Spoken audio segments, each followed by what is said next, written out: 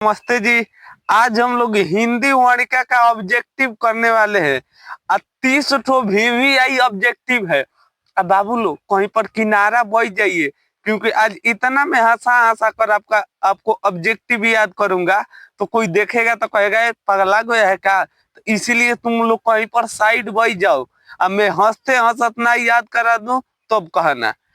ये most important है, बस इतना ही ऑब्जेक्टिव फाइनल परीक्षा में आएगा, बशर्ते इस वीडियो को मत छोड़िएगा। तो ये फाइनल 2026 के लिए तैयारी करा रहा हूँ। अगर चैनल पर नए हैं तो चैनल को सब्सक्राइब कर लीजिए, ना तो बाद में पछताना पड़ेगा। और वीडियो को लाइक करके एक सुंदर सा कमेंट करिएगा आपका कितना ऑब्जेक्टिव सही हुआ। मैं कह रहा हूँ आज हंसते हंसत आपको पूरा ऑब्जेक्टिव याद हो जाएगा भाई साहब। तो आप लोग कहीं पर अलोता बैठ जाइए। तो चलिए हम लोग करते हैं वीडियो को स्टार्ट। देखिए वाणिका भाग 2 है, दही वाली मंगमा कहानी। पहिल का ऑब्जेक्टिव देखिए, दही वाली मंगमा शीर्षक कहानी किस कहानी से संभार लिया गया है। ए ऑप्शन में गुजराती कहानी, तमिल कहानी, उड़िया कहानी, कन्नड़ कहानी। तो पहला के राइट आंसर हो जाएगा ए, कन्नड़ कहानी से लिया गया है। कौन? कन्नड़ कहानी से लिया गया है। आखिर जब दही वाली मंगमा ला रही थी तो कौन कहानी, कौन लेकर टोकरी भाग गया? तो कौआ, मतलब कपार पे लेकर भाग गया कौआ। दही किस पर धकर बेचा जाता है? तो कपार पर। तो कपार पर कौन चीज रखा है? तो क से कन्नड़ और क से कपार। तो दही की कहानी से लिया गया है, तो कन्नड़ कहानी से। दूसरा कहानी देखिए, औलूरू गांव के पास किस गांव की रहने वाली निम्न में थी? औलूरू गांव के पास कौन रहती थी? मंगमा रहती थी, लेखक की, लक्ष्मी की, मुखिया। तो आप कहिएगा औलूरू गांव के पास मंगमा जी रहती थी। कौन रहती थी? मंगमा रहती थी। मंगमा किसके लिए मिठाई रखी थी? रंगापा के लिए, नजामा के लिए, पोता के लिए, पोती के लिए। तो जो मंगमा थी अपने पोता के लिए वो मिठाई ले जा रही थी।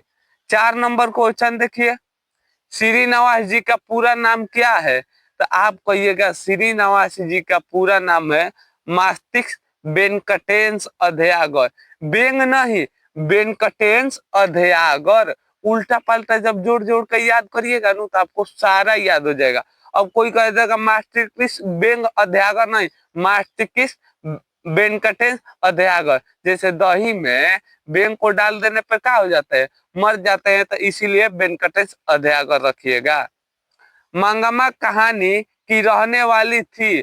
आखिर कहाँ के रहने वाली थी? तो वेंकटेशपुर बैंगलोर के। कहाँ का रहने वाली थी? वेंकटेशपुर बैंगलोर के रहने वाली थी। 6 नंबर क्वेश्चन देखिए, मंगमा को किसके साथ विवाद था? तो देखिए सास और बहू में परंपरा से ही लड़ाई चल रहा है। तो किसके किसके साथ विवाद था? नजामा के साथ। किसके साथ विवाद था? नजामा के साथ। भले सास को, बहू को, सास को किसी के साथ विवाद होगा चाहे नहीं होगा, अपनी बहू के साथ अवश्य झगड़ा लड़ाई होगा। इस कहानी को आप लोग मोस्ट VVI लगा लीजिए, इतना इम्पोर्टेंट है। तो 100% परीक्षा में है इस साल आने के लिए। देखिए दही वाली मंगमा कहानी की कहानीकारक कौन है? श्रीनिवास जी। 7 कोड़ी होता ईश्वर पॉलिटिकल सुजाता। तो आप कहिएगा श्रीनिवास जी।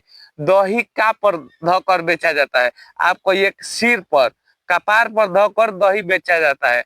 तो सिर पर धरा जाता है, दही का मेट का कहाँ पर धरा जाता है? सिर पर। तो इसका लेखक कौन हो जाएंगे? श्रीनिवास जी। बताइए आपको ऑब्जेक्टिव याद करने में मजा आ रहा होगा, बहुत ही आनंद आप ले रहे होंगे। 8 नंबर क्वेश्चन देखिए, दही वाली मंगमा कहानी की प्रमुख पात्र कौन है? तो बार बार मंगमा आ रही है, तो ये मंगमा मंगमा हो जाएगी दही वाली मंगमा कहानी के लेखक, मेन पात्र। दही वाली मंगमा कहानी का कथावाचक है, तो ये कहिएगा बैंगलोर की है। कहाँ की है? बैंगलोर की है। दही वाली मंगमा की कहानी किसे संदेश देती है? आखिर ये जो कहानी है इसे किस कहानी से किसे सिखाना चाहिए? तो आपको ये बहुआओं को, बहू आजकल के बहू लोग हैं न, उसे सीखना चाहिए इस कहानी से। मंगमा क्या बेचती थी? तो आप कहिएगा मंगमा दही बेचती थी। और दही कहाँ पर बेचा जाता है? तो कपार पे, सिर पर। तो सिर सिर पर बेचा जाता है, इसलिए इनका लेखक कौन हो गए? श्री नवास जी। 12 नंबर क्वेश्चन देखिए। 12 नंबर, मंगमा के गांव का पूरा नाम क्या था? तो वेंकटेशपुर। बेंग नहीं, वेंकटेशपुर। मंगमा क्या खाती थी? तो भाई साहब पहले लोग के मेहरारू गुटखा पान मैं खाते थे, तो पान और सुपारी खाती थी। मंगमा क्या खाती थी? पान और सुपारी खाती थी। मंगमा ने बेटे से अलग होने को कहा। आखिर मंगमा जो जब थी तो अपने बेटे से कब कही अलग होने के लिए?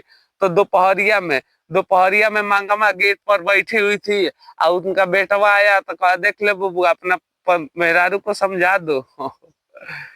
15 नंबर क्वेश्चन देख लो। मंगमा किसके कपड़े की ब्लाउज पहनी थी? मंगमा किस किस कपड़े की ब्लाउज पहनी थी? तो आप कहिएगा मंगमा जो थी नु एक प्रकार की मखमल की ब्लाउज पहनी हुई थी। कितना? मखमल की ब्लाउज पहनी हुई थी। 16 नंबर क्वेश्चन देखिए। रंगापा कहाँ के रहने वाला था? तो जहाँ के मंगमा रहने वाली थी वहीं के रंगापा रहने वाला था। तब वेंकटेशपुर के रंगापा रहने वाला था। रंगापा मंगमा से कहाँ मिला? तो आप लोग कहानी में पढ़े होंगे, एक कुआं के पास मिला था। कहाँ पर मिला था? कुआं पे। धीरे धीरे मंगमा दही लेकर आ रही थी और धीरे धीरे रंगापा जा रहा था और चट दे इसका हाथ ध लिया। तो मंगमा ने कही का रे तू मेरा घर वाले हो, घर वाले का मतलब तू मेरा पति होता, इस तरह हाथ जहां पर मन तहां पर ध ले रहे हो। तो मंगमा खिसिया कर भाग गई। तो बताइए अभी तक 17 में 17 ऑब्जेक्टिव कैसा लगा? अब आइए बढ़ते हैं 18 नंबर ऑब्जेक्टिव की ओर। था व्यापारी, जुआरी, वकील, किसान। तो बताइए कोई किसी के हाथ इसी तरह नहीं धोलेगा? कोई औरत किसी, कोई पुरुष पागल होगा ना तो जुआरी होगा, नशेड़ी होगा, तब न किसी का हाथ धलेगा। तो एक प्रकार की जुआरी था, इसीलिए मतलब लेखक मंगमा का हाथ धो लिया। लेखक ने कहानी में मगरमच्छ की उपमा किसे दी है? तो इस क्वेश्चन को याद रखिएगा। तो बहू का उपमा दिया है। किसे? बहू को मगरमच्छ कहा है, कहे हैं लेखक। 18 नंबर क्वेश्चन देखिए। मंगमा अपना पैसा कहाँ रखना चाहती थी? बेटे के पास, माँ जी के पास, थानेदार के पास की रंगापा के पास? तो रंगापा के पास तो रखेगी नहीं, क्योंकि रंगापा तो अपनी जुआरी है। माँ जी के पास रखना चाहती थी और माँ जी ले जाकर बैंक में जमा कर देती है। इस क्वेश्चन को भी लगा लीजिए, इस साल आएगा।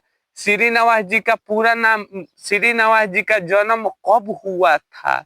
तो आप लोग कहिएगा श्रीनिवास जी का जन्म हुआ था 6 जून 1891 में। 22 नंबर क्वेश्चन देखिए। मंगमा से कौन कर्जा मांग रहा था? तो मंगमा से यही रंगापा कर्जा मांग रहा था। वहां कुआं पर हाथ धरा नो, कहा देखो ना मंगमा थोड़ा सा कर्जा दे दो हमें, जब मैं धीरे धीरे तुम्हारा कर्जा चुका दूंगा। तो मंगमा पैसा ली थी, डरा गई थी। तो मंगमा से रंगापा कर्जा मांग रहा था। रंगापा के मालूम था, तो मंगमा अपनी पतोह से अलग हो गई। चलो इसके पास तो पूरा पैसा आ गया होगा, मैं पैसा लेकर इससे लापता हो जाऊंगा। तो मंगमा ने नहीं दी, मंगमा ने भागी चली। मंगमा की बहू का नाम क्या था? तो मंगमा के बहू का नाम नजामा था। सास बहू में झगड़ा का क्या कारण था? तो बच्चे के पीटने के लिए कारण था। आप लोग जब बचपन में पिटाते होंगे तो आप लोग जब अपनी बाबा आजी के पास भाग जाते होंगे नो, तो आप लोग का पिताजी वहां पर जाकर नहीं पीटते होंगे। जैसे मेरा पिताजी लखेद कर मारते थे, तो मैं तो अपने पिताजी के पास, बाबा के पास भाग जाता हूँ तो पिताजी जाते ही नहीं थे। चाहे आजी के पास भाग जाता हूँ तो मम्मी मारती नहीं थी। कोई भी गलतियां कर बाबा के पास भाग जाइएगा तो आपको बचा लेंगे, नहीं तो पिताजी से आप आंख से आंख मिलाइएगा तो पिटाते रहिएगा, इसलिए भाग जाना चाहिए। 25 नंबर क्वेश्चन देखिए। बी आर नारायण ने किस कहानी का अनुवादन किया है? तो दही वाली मंगमा कहानी का अनुवादन किए हैं। किसका? दही वाली मंगमा कहानी के। 26 नंबर क्वेश्चन देखिए, उस घर में अब सास और बहू में स्वतंत्रता की होड़ पड़ी है, यह पंक्ति किस कहानी की है? तो आप लोग कहिएगा दही वाली मंगमा कहानी की है। 27 नंबर क्वेश्चन देखिए, दही वाली मंगमा कहानी किस भाषा का अनुवादित है? तो आप लोग अभी बताए थे जो दही वाली मंगमा कहानी है कन्नड़ से है। दही का पर धकर बेचा जाता है कपार पर, इसीलिए हो जाएगा कन्नड़ से। 28 नंबर देखिए, अमरई अमरई का कुआं था तरंगापा के खेत में। अमरई का कुआं कहाँ था? रास्ते में, सॉरी, अमरई का कुआं कहाँ था? रास्ते में। मंगमा को किसके साथ विवाद था? तो मंगमा को अपने बहू के साथ विवाद था। नजामा मंगमा से कौन थी? जो मंगमा थी आखिर वो नजामा की कौन थी? तो मंगमा नजामा की एक प्रकार की कौन थी? तो ये बहू थी। मंगमा नजामा थी, मंगमा की बहू थी।